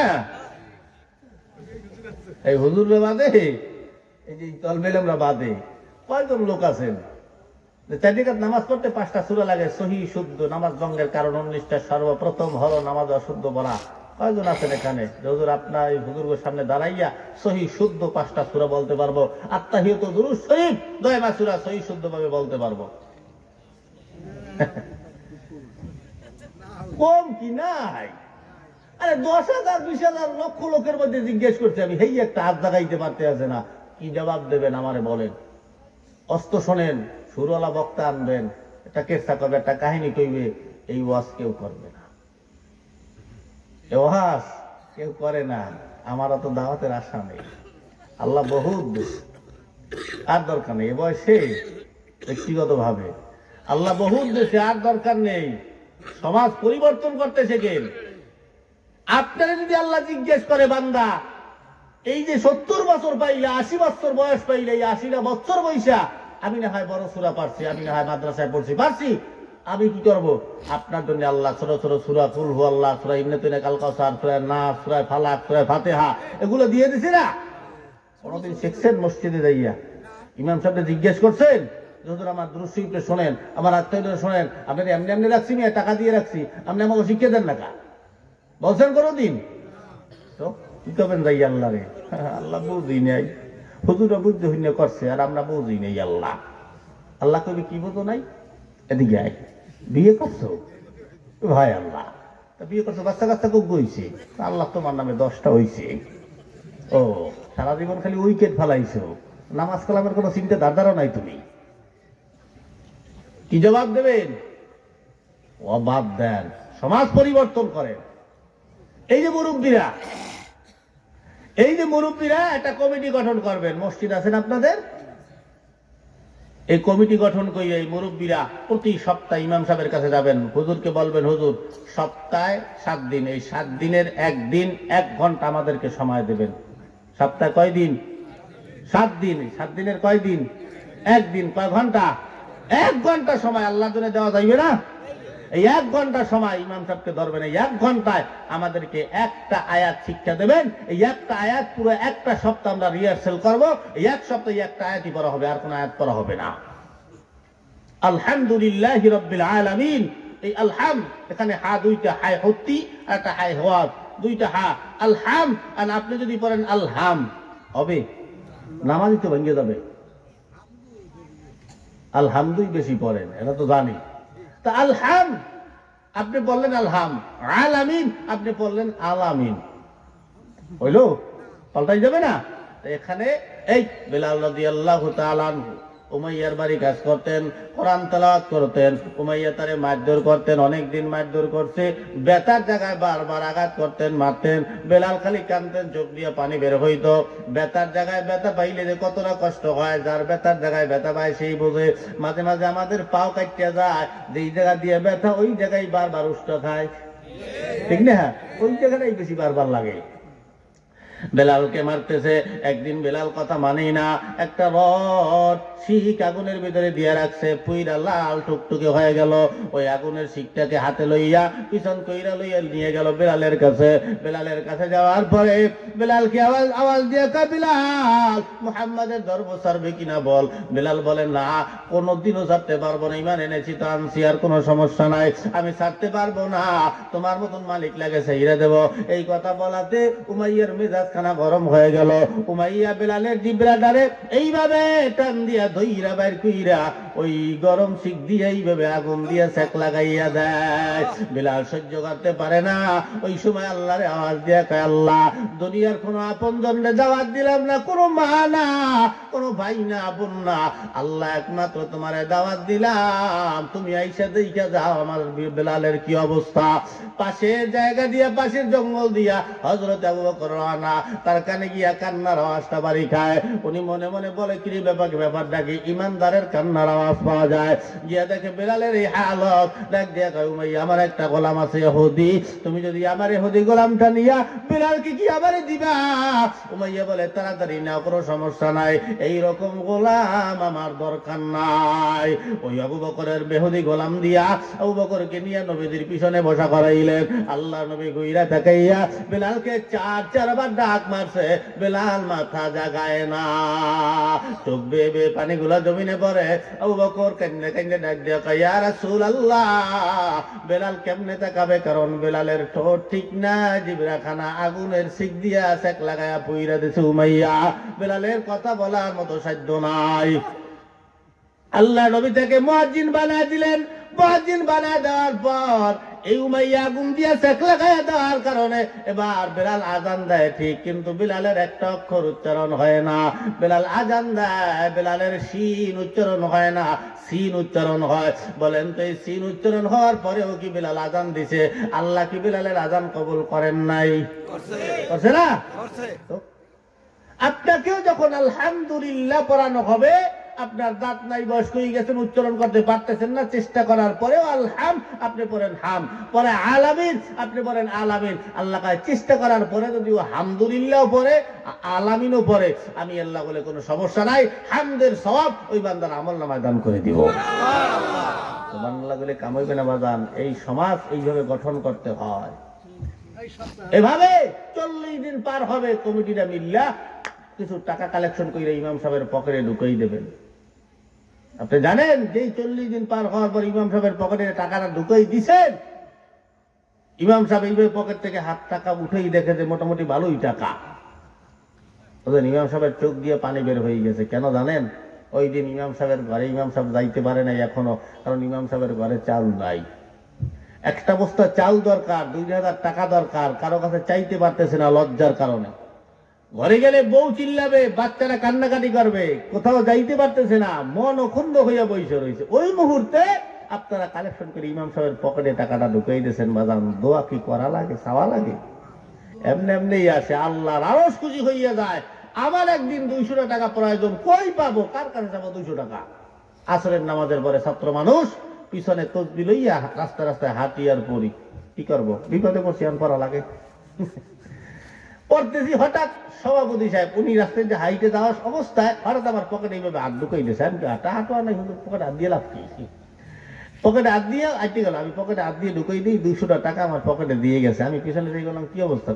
চা খাইয়ে এনে দোয়া কি চাওয়া লাগে? এমনি এমনি আইসে দা, খুব প্রয়োজন ছিল। এভাবে দোয়া নিতে হয়। যুবকরা একটা কমিটি করবা, এইভাবে সময় দেবা, কাজে লাগবে। তোমাদের আত্মীয় স্বজনরা আসবে, আসার পরে এরকম একটা পরিবর্তন সমাজ দেখলে এই লোকটাও তাদের সমাজে গিয়া এই কথাগুলো বললে তাদের সমাজটাকেও পরিবর্তন করার চেষ্টা করতে পারে কি পারে না? এভাবে পরিবর্তন করবে, করেন না? ইবলিশ আমাদেরকে বাধা দিয়ে রাখছে। আসেন, যাওয়ার আগে আগে ইবলিশ শয়তান এবার যায়। যাওয়ার আগে আগে মুসা নবীকে আওয়াজ দিয়ে কয়, পয়গম্বর মুসা, যাওয়ার আগে আগে আমি আল্লাহ তোমাকে তিনটা উপদেশ দিয়ে যাব। এই 3টা উপদেশের ভিতরে 3টা উপদেশ মানলে তোমার লাভ হবে, লস হবে না। 3টা উপদেশ মানলে তোমার লাভ হবে, তোমার কোনো লস হবে না। আওয়াজ দিয়ে কয়, তুই ইবলিশ মানুষ, তুই এবার কি এমন উপদেশ আমারে দিবি? না, তোর উপদেশ দেওয়া লাগবে না। কয়, মাইনেই নাও, আমার উপদেশগুলা ভালো না করে আমাকে শুই না লাও। বলে, ঠিক আছে, যদি ভালো হয় তাহলে বল, কোনো অসুবিধা নাই। মুসা নবী এবার ইবলিশ আওয়াজ দিয়া কয়, পয়গম্বর মুসা, 3টা উপদেশের ভিতরে প্রথম নাম্বার উপদেশ হলো, জীবনে কোনো দিন রাগ করবা না। কি করবা না? রাগ। আমাদের রাগ আছে না? হ্যাঁ, আল্লাহ কয়, বান্দা রেগে গেলা তো কি? রেগে গেলা তো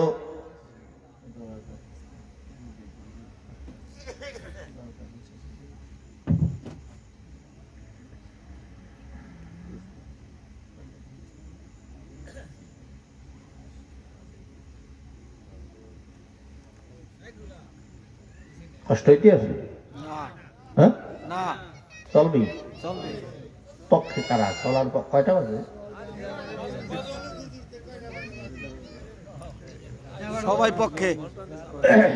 নবীর জন্য বসে থাকতে রাজি কারা কারা?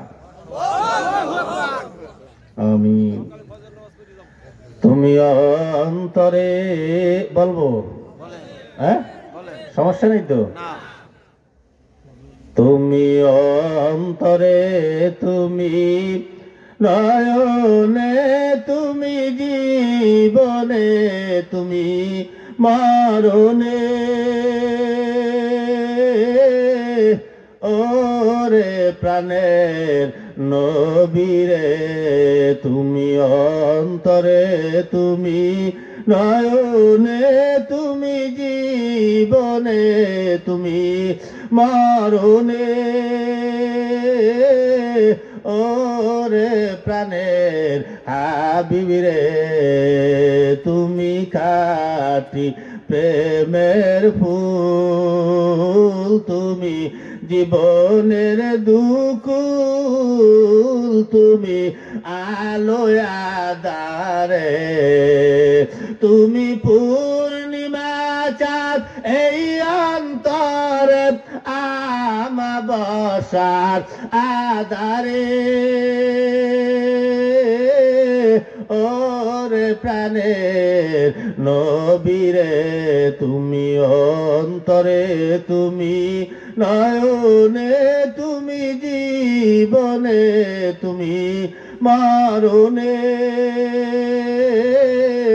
ওরে প্রাণের নবীরে, একটু চিল্লা বলি মারহাবা। রাগ করা যাবে না, রাগ বড় খারাপ জিনিস। আল্লাহ পাক বলেন বান্দা রেগে গেলা তো হেরে গেলা, নবী বলে উম্মত রেগে গেলা তো হেরে গেলা। এ মুসলমান ইবলিস এসে কয় আল্লাহর বান্দারা রাইগা যাবা তো হাইরা যাবা, এজন্য রাগ খারাপ জিনিস। আল্লাহ নবী বলেন আল গাদাবু ইয়াকুলুল আকলা, রাগ মানুষের জ্ঞানকে নষ্ট করিয়া ফেলায়, এই জন্য রাগ করা যাবে না। অনেক ছেলেরা আছে বাবা মায়ের সঙ্গে রাগ করিয়া কথা কয়, এমন এমন পর্যায়ে পৌঁছে যায় বাপ মার সঙ্গে রাগ করিয়া কথা বলতে বলতে মাথা এতটাই গরম হইয়া যায়, বাবারে দুইরা মারে, মায়েরে দুইরা মারে, বাবার গায়ে আঘাত দেয়, মায়ের গায়ে আঘাত দেয়। এমন সন্তান আমাদের দেশে আছে না নাই? এই জন্য রাগ করা যাবে না মুসলমান গো, রাগ বড় মারাত্মক খারাপ জিনিস। এবার আমারে বলেন আল্লাহর নবীর আদর্শের ভিতরে কোন রাগ ছিল? আল্লাহর নবী রাগ করতেন না, আল্লাহর নবীর জীবনে রাগ ছিল না। যদি রাগই দেখতো তায়েফের ময়দানে আল্লাহর নবী রাস্তা দিয়ে চলতেন, হঠাৎ করে আল্লাহর নবীর পাথর মারতে মারতে রক্তাক্ত বানাই ফেলাইছে, এমন রক্তাক্ত বানাইছে আল্লাহর নবীর পা মুবারক রক্তে আটকে গেছে। আয় যুবকরা নিচে পয়সা হাঁটু ভাঙ্গা আল্লাহর নবীর পায়ের উপরে পাথরগুলা নিক্ষেপ করতে, আল্লাহর নবী গাছের গোড়ায় হেলান দিয়ে বসা। জিবরাইল আমিন দুইটা ফেরেশতা নিয়ে আসছে, দুই পারের দুই ফেরেশতা আওয়াজ দিয়া কয় পয়গম্বর আপনি যদি অনুমতি দেন তাহলে এই দুই পারের ফেরেশতা দুই পারকে চাপা দিয়া তায়েব বাড়িকে নিমূলে ধ্বংস করিয়া দিবে। আল্লাহ নবী বলেন না, আমি তো সেজন্য দুনিয়ার জমিনে আসি নাই, হয়তো এই জন্মের মানুষ আমারে চেনে না তাই ওরা এইরকম করতেছে। হয়তো এমনও হইতে পারে এদের প্রজন্মে যারা আসবে তারা তাদের মাধ্যমে আমার কালিমার পতাকা তামাম দুনিয়ার জমিনে উড্ডীন হবে। হইয়া গেছে এরকম। আল্লাহ নবীর রাগ যদি থাকতো এ মুসলমান এই মাসে, এই রজব মাসে 26 রজব দিবা গত রাত্রে আল্লাহ পাক আল্লাহর নবীকে মেরাজ করাইছেন। আল্লাহ পাক তার কাছে টাইনা নিলেন। মেরাজ কেন করাইলেন? ও মুসলমান আল্লাহর নবীর পিছনে দুইটা শক্তি ছিল, এই দুইটা শক্তি যতদিন ছিল আল্লাহর নবীর গায়ে হাত তোলার সাহস দুনিয়ার কোনো বেঈমানরা পায় নাই, কোন সুপার পাওয়ার ম্যানেরা আল্লাহর নবীর দিকে চোখ রাঙায় তাকানোর সাহস পায় নাই। এ মুসলমান হঠাৎ করিয়া আল্লাহর নবীর চাচা আবু তালেব একদিন মারা যায়। মারা যাওয়ার পরে আল্লাহর নবী একটু দুর্বল হয়ে যায়, একটু মনক্ষুণ্ণ হয়ে পড়লেন যে হায় আল্লাহ কি হয়ে গেল। এই 1 মাস মারা যাওয়ার 1 মাস বা 32 দিনের মাথায় বিবি খাদিজা রাদিয়াল্লাহু তাআলা আনহা ইনিও মারা যায়। এই দুইটা শক্তি আবু তালেব আর বিবি খাদিজা, এই দুইটা শক্তি নবীজির পিছনে থাকার কারণে দুনিয়ার কোন কাফের বেঈমানরা আল্লাহর নবীর দিকে চোখ রাঙায় তাকানোর সাহস কোন কাফেররা পায় নাই। এই দুইটা লোক মারা যাওয়ার পর হঠাৎ করিয়া কাফেররা আওয়াজ দিয়া কয় এইবার মুহাম্মদ রে মারবো, কাটবো, অপমান করবো, আমাদেরকে বলার মতো কারো সাহস নাই। এরপর থেকে আল্লাহ নবী সিজদায় যাইত, ওরা উটের নারী বুড়ি আইনা আল্লাহ নবীর মাথার উপরে দিয়ে দিত। আল্লাহ নবী মাথা জাগাইতে পারতো না, বড় কষ্ট হইত। একবার আল্লাহ নবী নামাজরত অবস্থায় বসা, দুই কাফের আইসা এইভাবে চাদরখানা গলার ভিতরে এইভাবে ফাঁস লাগায় চাপে ধরছে। আল্লাহ নবীর এই গার মুবারক লাল হয়ে গেল। আল্লাহ নবীর গারখানা এইভাবে বাম দিকে ডান দিকে ঘুরে গেল। এ মুসলমান এইভাবে আল্লাহ নবীকে অত্যাচার করা হইতো। আল্লাহ দেখেন আল্লাহর বন্ধু আল্লাহ কতটা ভালোবাসে। আবু তালেব তখন জীবিত। এই আবু তালেব একদিন গেলেন উতবার বাড়িতে। উতবার বাড়িতে যাওয়ার পরে উতবা ও মনে মনে চিন্তায় পড়ে গেল, আল্লাহ জীবনে এই মুহাম্মদ একটা সম্ভ্রান্ত পরিবারের মানুষ, জীবনে কোনোদিন আমার বাড়ি আসে নাই, আর এই যে আসছে আর আসবে কিনা তাও আমি জানি না। আয় আল্লাহ যেহেতু আসছে তাহলে মুহাম্মদকে একটা বেলা খানা না খাওয়াই আমি ছাড়বো না। এই কথা মনে মনে ভাবলেন। মুহাম্মদুর রাসূলুল্লাহকে ডাক দিয়া কয়, মুহাম্মদ, আমি তোমাকে একটা বেলা খানা খাওয়াইতে চাই। এই কথা বলার পরে আল্লাহর নবী বলেন, না, আমি তোমার বাড়ি খানা খাবো না। উতবারে চেনেন তো? উতবা আবু জাহেল হুজুরে একবারে নাম কয়, আবু জাহেল, উতবা, সাইবা, একটা নাম কয় একসাথে। এখানে তিনজন, আবু জাহেল একটা, উতবা একটা, সাইবা একটা, তিনটাই দামরা গরু, বলদ, বেঈমান। এই উতবা কয়, আমার বাড়ি খানা খাওয়া লাগবে। আল্লাহর নবী বলেন, না, অসম্ভব, তোমার বাড়ি খানা খাওয়া যাবে না। এই কথা বলার পরে এবার কয়, না, তোমার আমার বাড়ি খাওয়াই লাগবে। আল্লাহর নবী বলেন, না, আমি তোমার বাড়ি খানা খাইতে পারবো না। উতবা বলে, না, খাওয়াই লাগবে। আল্লাহর নবী বলেন, ঠিক আছে, তোমার বাড়ি খানা খাইতে পারি, তবে আমার একটা শর্ত আছে। কি শর্ত? আওয়াজ দিয়ে কয়, তুমি যদি কালিমা পড়তে পারো তাহলে তোমার বাড়ি খানাও আমি খাইতে পারবো। বেঈমান মানুষ তো, যাদের লজ্জা নাই, শরম নেই, ওরা যা মনে চায় তাই করতে পারে। আওয়াজ দিয়া সঙ্গে সঙ্গে কালিমা শাহাদাত পড়ে নিলেন। এ মুসলমান, আল্লাহর নবীও খানা খাইতে বসলেন। হঠাৎ করিয়া সাইবা নামের বেঈমান আইসা উতবারে ডাক দিয়া কয়, কিরে উতবা, তুই বলে মুহাম্মাদের দলে চলে গেছো, তুই নাকি মুহাম্মাদের কালিমা গ্রহণ করছো, মুহাম্মাদের নাকি আবার ভাতও খাওয়াইতেছো, খাবারও খাওয়াইতেছো।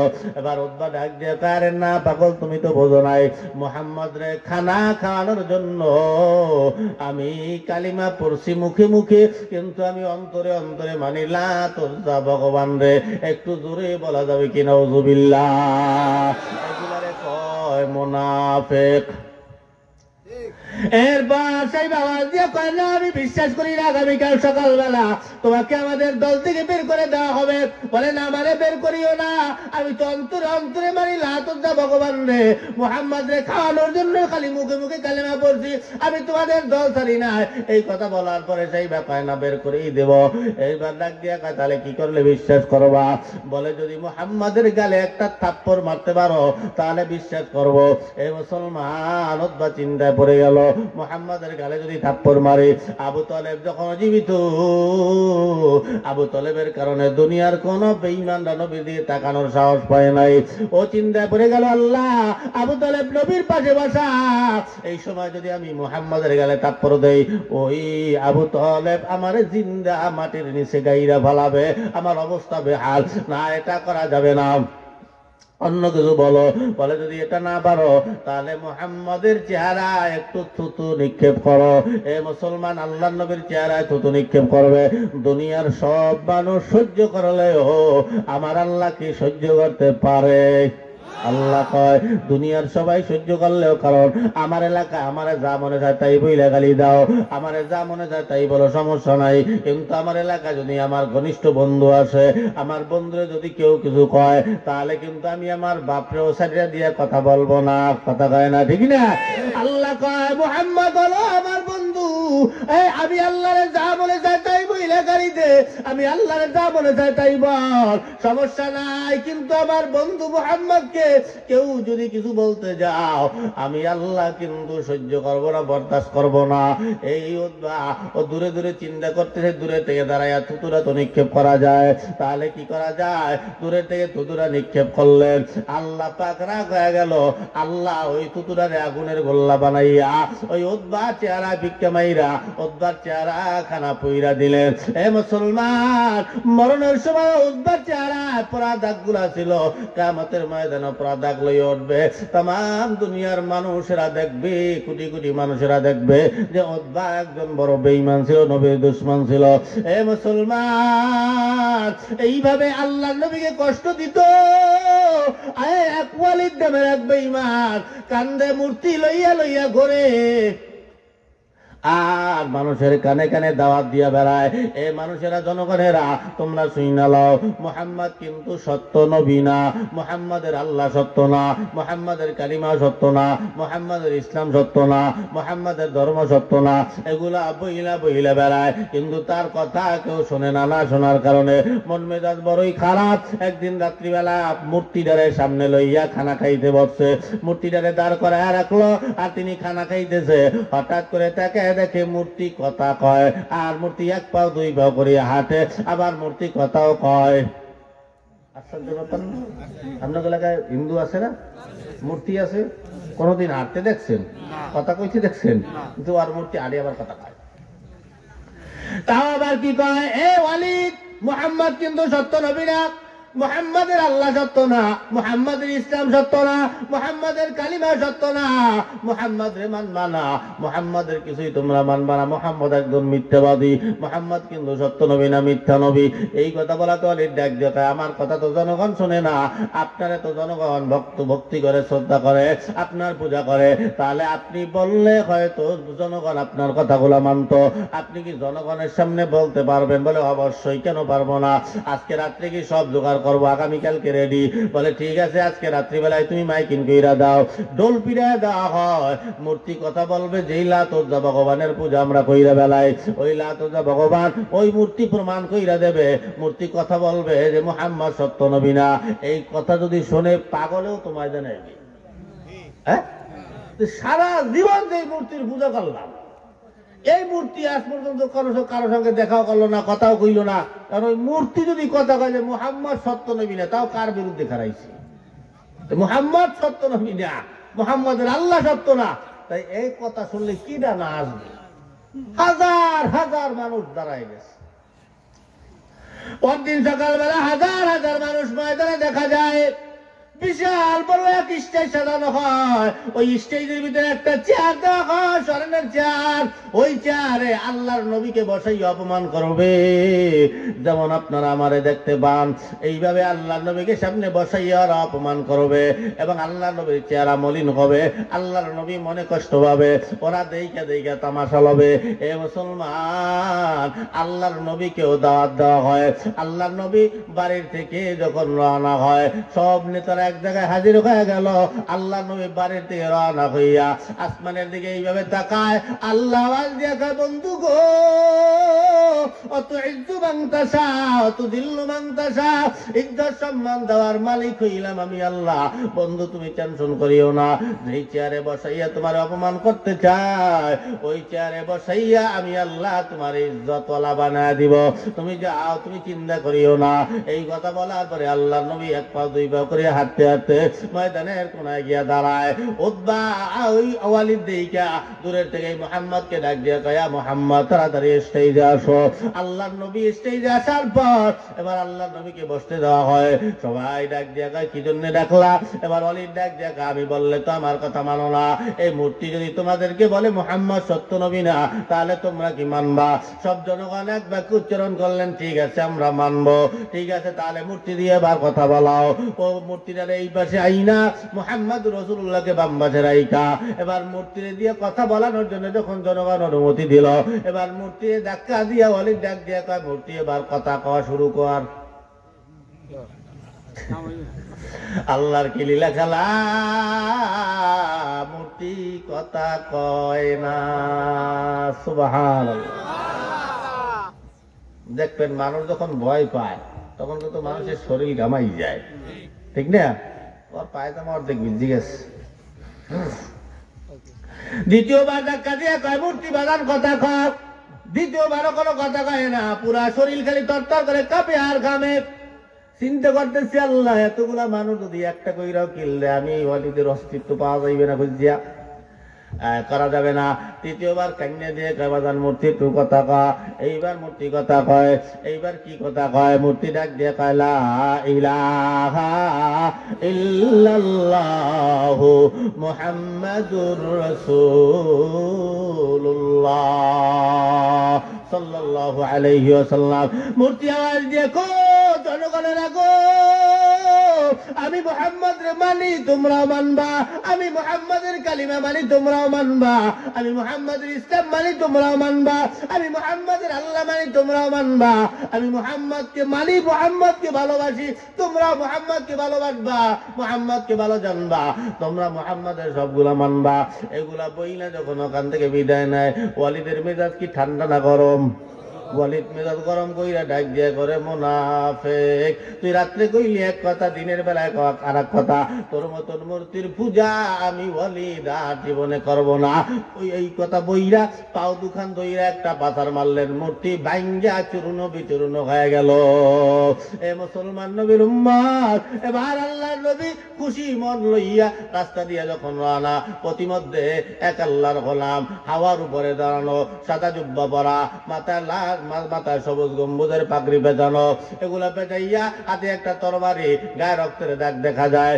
আল্লাহর নবীর সামনে হাওয়ার উপরে দাঁড়াইয়া সালাম দেয়, আসসালামু আলাইকা ইয়া রাসূলুল্লাহ। আল্লাহর নবীকে সালাম দেওয়ার পরে আল্লাহর নবী বলেন, কে বাজান তুমি কেন আমারে সালাম দিলা? এই কথা বলার পরে বলে, ইয়া রাসূলুল্লাহ, আমি হইলাম একজন জিন, আমি সাধারণ কোনো মানুষ নয়, আমি জিন। আমি অনেক আগে আপনার হাতে কালিমা পইরা মুসলমান হয়ে গেছি, আপনার হয়তো মনে নাই। আল্লাহর নবী গো, তাহলে তোমার হাতে তরবারি কেন, ছুরি কেন, তোমার গায়ে রক্ত কেন? বলে, ইয়া রাসূলুল্লাহ, আমি কয়েকদিন হয় আমি এক সফরে গেছিলাম, বাড়ি আসার পর আমার বিবি সাহেবরে আমি সালাম দেই, আমার বিবি সালামের জবাব দেয় না। আমি আমার বিবির সাথে কথা বলি, বউ আমার লগে কথা কয় না। বউরে জিজ্ঞেস কেমন আছো, বউ কোনো জবাব দেয় না। পাকের ঘরে গিয়া বউর পাও ধইরা কইলাম, বউ কি হয়েছে, কোনো অন্যায় করে থাকলে বলো, আমি তোমার কাছে ক্ষমা চাবো। বউ একটু তো কথা বলো, কি করবো? হঠাৎ করে দেখে হুজুর বউয়ের চোখ বেয়ে বেয়ে পানিগুলা পড়ে। কেন পানি পড়ে? বউরে জিজ্ঞেস করলাম, বিবি সাহেব তুমি বলো, কষ্টের কথা না বললে আমি কেমনে কষ্ট দুঃখ দূর করবো? আওয়াজ দিয়া কয়, স্বামীর এই চোখের পানিগুলা দেখতে পা? বলে, অবশ্যই। বলে, এই চোখের পানির কারণ হলো আল্লাহর নবী, দয়ার নবী, মায়ার নবীকে আমরা জানের চাইতেও বেশি মহব্বত করি।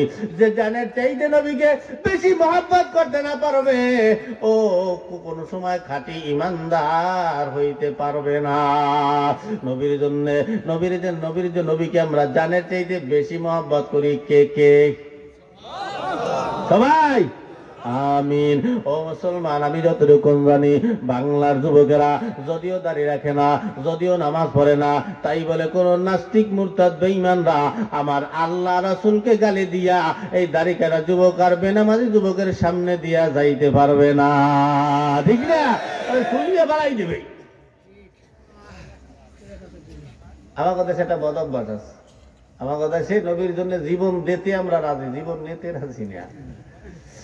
জীবন খালি দেব নবীর জন্য না, জীবন নিতেও হবে। এই ও আমার নবীর দুশমন, মান সাব্বা নাবিয়ান ফাকাতুল, নবীর দুশমনের বিচার একটাই, ওরে কতল করিয়ে ফেলাও। তুই কথা কর না কা?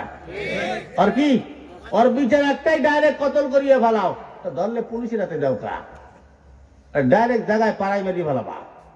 এরপরে বুড়ো মুরব্বীরা ফোন দেবে যে স্যার আসেন লইয়ে যান। স্যারে আইয়ে দেখবে যে অকিয়া দিই লাশ।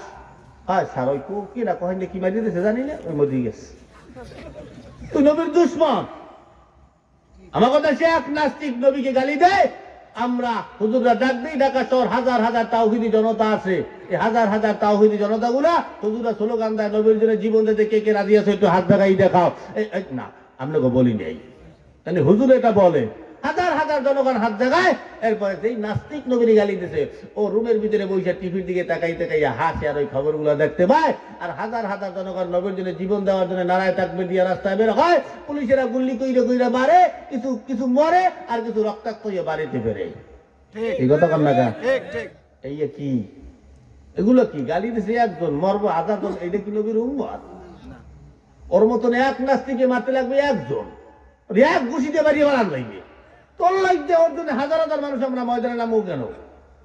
এরপর থেকে আর নামবো ঠিক, কিন্তু নবীর জন্য জীবন দেওয়ার জন্য আর নামতে রাজি না। এবার থেকে স্লোগান হবে একটাই, যদি কোনো বেঈমান নাস্তিক মুরতাদরা ইসলামের বিরুদ্ধে কথা কয়, আলেমদের বিরুদ্ধে কথা কয়, মাদ্রাসার বিরুদ্ধে কথা কয়, আল্লাহর বিরুদ্ধে কথা কয়, নবীরে গালি দেয়, সন্তান বলে গালি দেবে, লুচ্চা বলে গালি দেবে, নবীর চরিত্র নিয়ে যে বেঈমান কথা বলবে, আজকে থেকে নামা হবে নবীর পক্ষ হইয়া ওই বেঈমানের জীবন নেওয়ার জন্য ময়দানে নামতে কারা কারা দিয়েছো হাত জায়গায় দেখাও।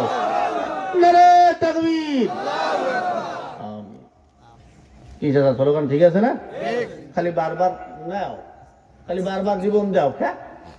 এত আস্তা এই হানজালা ওদের ময়দানে কলা গাছের মতো কাপের কাটতে জাহান্নামে পাঠাই দিয়া তারপরে সে একলা মারা গেছে। আর আমরা আছি হাজার হাজার নামি, একজনে খালি গালি দিছে, এই জন্য আমি ওরা ডাইরেক্ট মারিয়ে ফেলাম। কিসের কারে ভয় করবো? না ভারতের ভয় করতে আছেন? ভারতের বাইরে যাই গেলে ভারতের অবস্থা ভালো, যত বড় রাষ্ট্র হইয়া, কিন্তু সারা পৃথিবীতে হিন্দু রাষ্ট্র কয়টা? একটা। আর মুসলমান রাষ্ট্র আছে 57টা থেকে 60টা পর্যন্ত।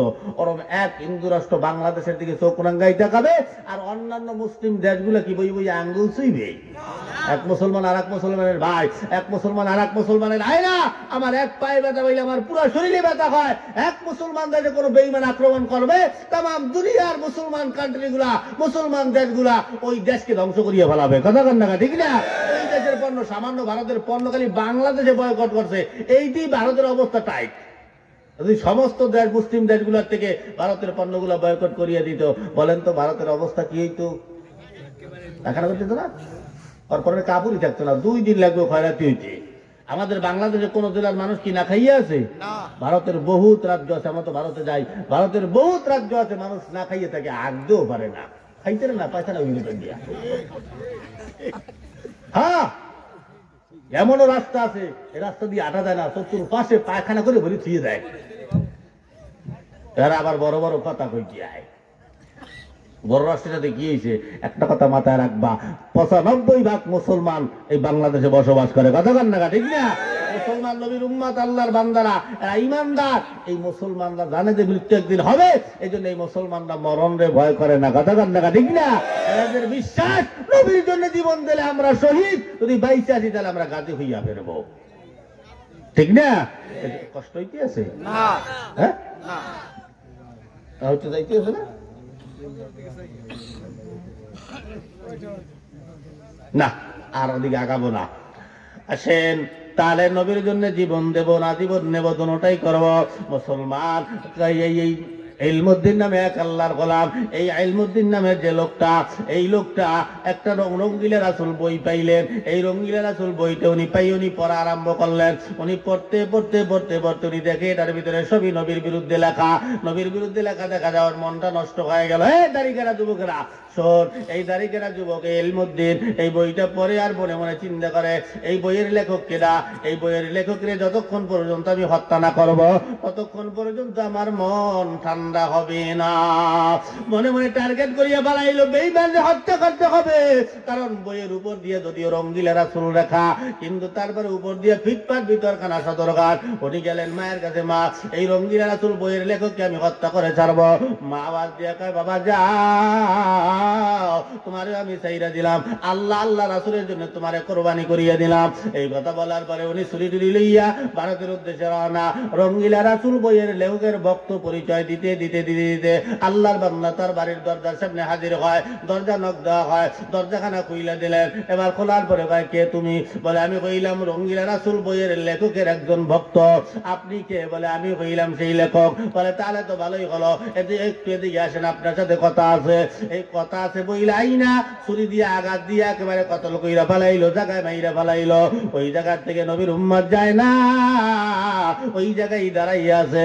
কারণ কি, ইমানদার মরণ রে ভয় পায় না।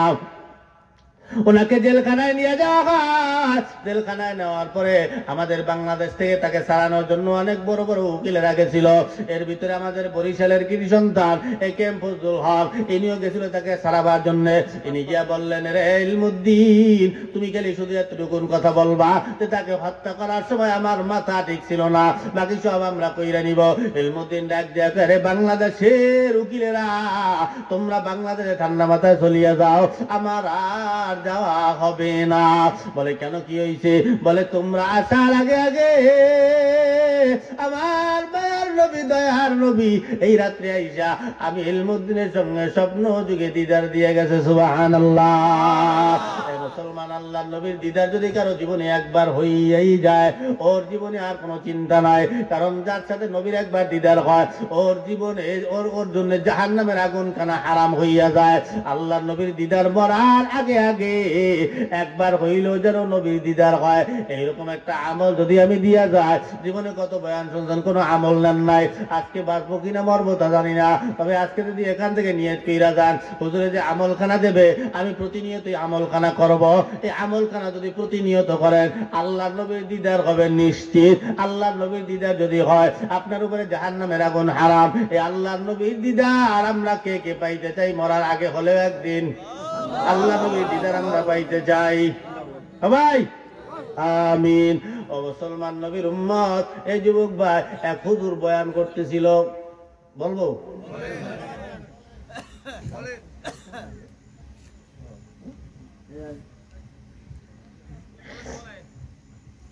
আমলটা দেওয়ার আগে এই যুবকেরা যে মাহফিল করছে এই জন্যে আপনাদের কাছে কালেকশন করা হয়েছে।